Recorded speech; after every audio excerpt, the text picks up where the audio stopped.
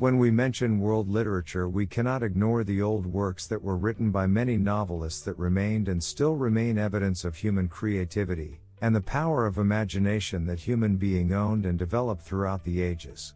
And if we want to prove this reality, it will be enough to mention some of those literary masterpieces and deep imagination that some global novelists were known for. On the top was Paulo Coelho. The Alchemist is considered one of the masterpieces of world literature, because from the first moment of its publication, it won the critics' attention, and the attention did not stop here, as it has been translated into 81 languages, and then it became an influential novel and a massive work that received Guinness World Record for the most translated book for an author and the most selling novel at all between many novels. So, what are the events of this novel? And what are the moral lessons from the events?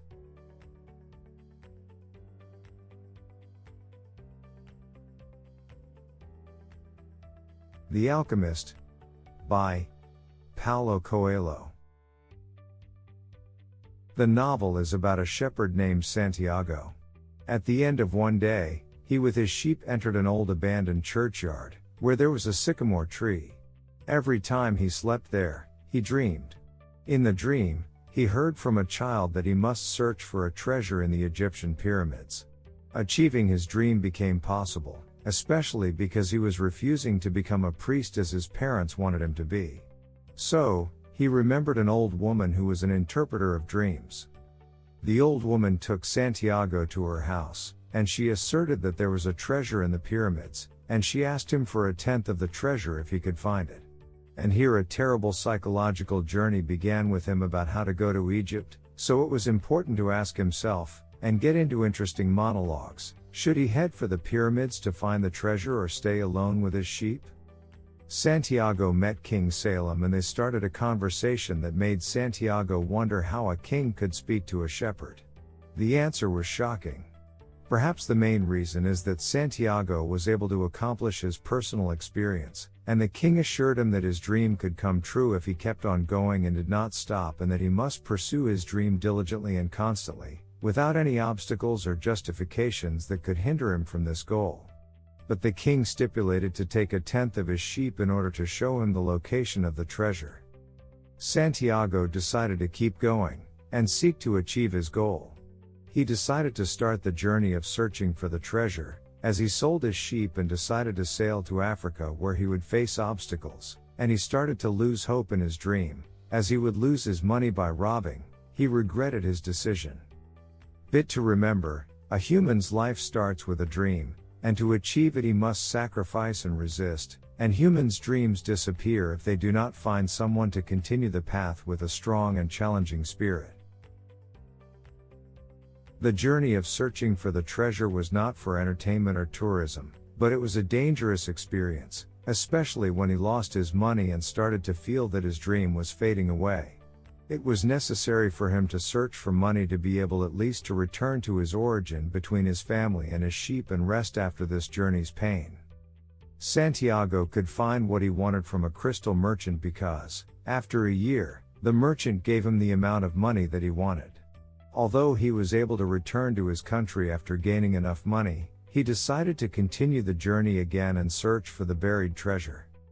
By taking this decision, Santiago joined a caravan that was crossing the barren desert, the burning sand, and the tough circumstances, but every time he was sure that his dream deserved this pain. The caravan kept going until it stopped in one of Al Fayoum's oases, and there Santiago met a girl whom he loved from the first sight and was obsessed with her beauty. She was called Fatma, and when they became closer, he proposed to her.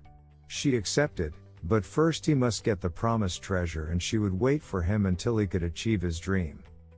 But during his journey he met an Englishman who was searching for his dream, so they started to know each other, as this man's old dream was to become an alchemist, and the alchemist is that person who converts non-precious metals into gold and silver using alchemy. Here started a new journey and different experience, as the alchemist presented the science man, the universe's secrets, and life's experiences. His personality was similar to King Salem's to a large extent.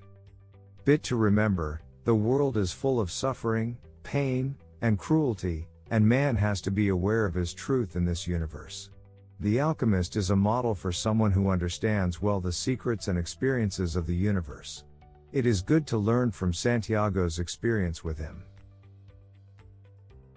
Santiago continued the dangerous and hard journey of searching for the treasure that made his personality stronger and made him ready for a new life with a new taste under the name of endurance and sacrifice in order to achieve his goals. He started the path, stepped back, or rethought about his intended goal despite his deep love for Fatma. Santiago was on the moon while he was searching and digging in the desired location. Perhaps he could find what he dreamed about.